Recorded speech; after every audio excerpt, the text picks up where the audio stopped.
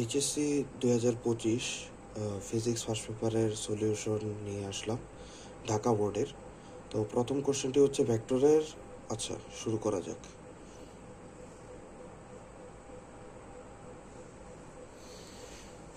আচ্ছা, এখানে যে জিনিসটা দেওয়া আছে, ফার্স্টে হচ্ছে বলা হয়েছে উদ্দীপকে যে কোনো একটি বস্তুর উপর 5i + 2j + 3k নিউটন বল প্রয়োগ করায় বস্তুটি 1 -1 2 বিন্দু থেকে 4 5 -3 বিন্দুতে স্থানান্তরিত হলো। আচ্ছা, তো প্রথম কোশ্চেনটা হচ্ছে যে এখানে সরণ ভেক্টর বের করতে। তো সরণ ভেক্টর বের করার আগে এখানে সরণটা হয়েছে কি ওইটা আগে আমরা একটু দেখি। যেমন আমরা যদি এখানে দেখি যে আমরা বস্তুটা আমাদের ছিল, ধরো যে এ পজিশনে ছিল 1 -1 2, অর্থাৎ তার এ যে ভেক্টর বা আমরা বলতে পারি ও এ ভেক্টর, সেটা ছিল i cap - j cap + 2k cap এরকম। আর এখানে দেখো যে এই বিন্দুটা থেকে আমরা কোথায় গেছি, যে আমরা গেছি হচ্ছে ধরো বি বিন্দুতে। বি বিন্দু হচ্ছে যে 4 5 -3। ওকে, তাহলে ওবি যে আছে, ওবি ভেক্টরটা আমরা ধরলাম, তাহলে কি 4i + 5j - 3k। ওকে, তাহলে আমরা বেসিক্যালি অবস্থান ভেক্টরের যে সূত্র ওইটা অনুযায়ী আমরা জানি যে কোনো একটা মানে মূল বিন্দু যদি হয় ও, তো সেটা সাপেক্ষে হচ্ছে একটা বিন্দু যদি হয় এ থেকে আমরা কোথায় যাচ্ছি, বিতে যাচ্ছি। তো আমরা বিতে যাচ্ছি, ঠিক আছে।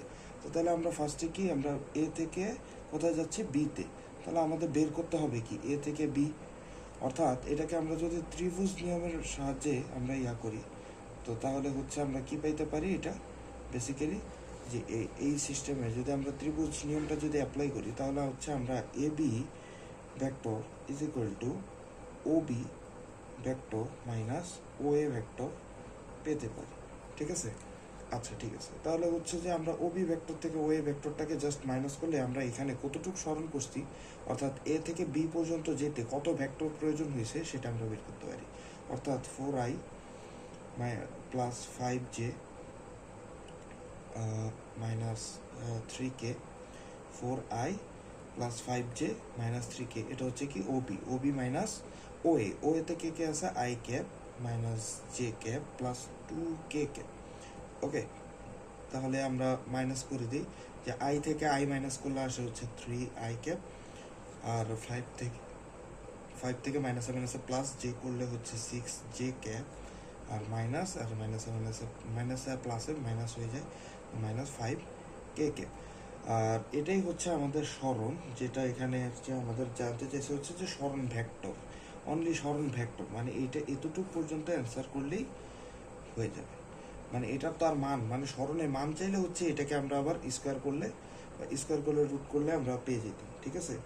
আচ্ছা, তাহলে ঘ নাম্বারে যে কোশ্চেনটা করছে, আমরা গ শেষ, আমরা ঘতে চলে যাই। উদ্দীপক অনুসারে কৃতকাজে বলের পক্ষে কিনা সেটা ব্যাখ্যা করতে বলছে। আচ্ছা, ঠিক আছে, তা আমরা হচ্ছে এখানে বের করতে বলছে কি ওয়ার্ক বা কৃতকাজ, ওয়ার্ক = হোয়াট। তো কৃতকাজের জন্য আমরা বেসিক্যালি সূত্র জানি হচ্ছে W = FS cos θ।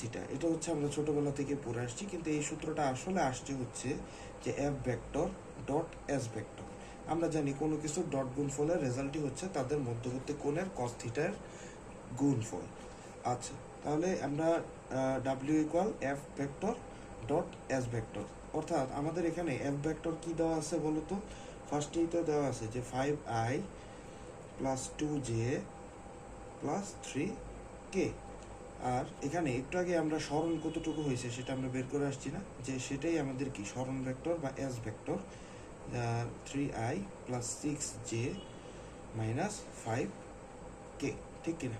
তাহলে আমরা দেখি, তাহলে আমরা কি বের করব, W = F vector dot S vector. এখন আমরা ডট গুণফল করার নর্মাল যে নিয়ম, যে 5i + 2j + 3k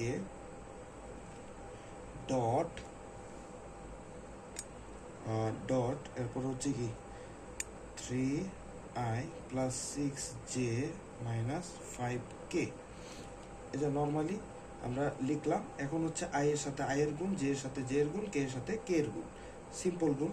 আচ্ছা, 5 এর সাথে 3 গুণ করলে হয় 3 × 5 = 15 প্লাস, এখন 2 এর সাথে 6 দুইজনেই গুণ অবস্থায় আছে এবং যোগে আছে, তাহলে যোগই হবে 2 6 গুণ করলে হচ্ছে 12, আর 3 আর 5 হচ্ছে কি, মানে একটা দেখো প্লাসে একটা দেখো মাইনাসে, তাহলে দুইজনে কেতে আছে, তাহলে -15, অর্থাৎ 12 হচ্ছে আমাদের কি ওয়ার্ক ডান, 12 জুল। ওকে, আর এখানে আমাদের দেখো একটা জিনিস খেয়াল করতে হবে, যে জিনিসটা কোশ্চেনটা একটু ওপেন করে নিই দাও।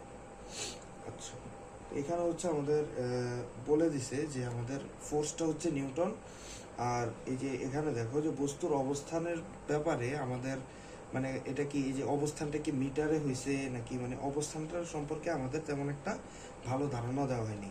তো যে বেসিক্যালি আমরা যেটা জানি যে ধরো এখানে জুল লেখার আগে আমি বলি, তো এখানে যেমন 12 আমরা বেসিক্যালি জানি জুল, কিন্তু এটা হচ্ছে যে ধরো নিউটন আর হচ্ছে কি মিটারের সংস্পর্শে তৈরি হওয়ার কথা না, কিন্তু এখানে মিটার বলা নেই।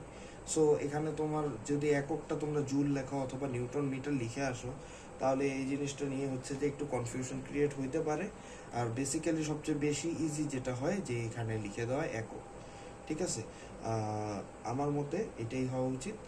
আর এতটুকুই হচ্ছে আমাদের এখানের মানে একের গ এবং গহ ভেক্টরের সলিউশন। তো এখানে এতটুকু পর্যন্ত করলেই আই থিঙ্ক হয়ে যাওয়ার কথা। এরপরে আর নেক্সটগুলো হচ্ছে আরও করে আপলোড করে দিব।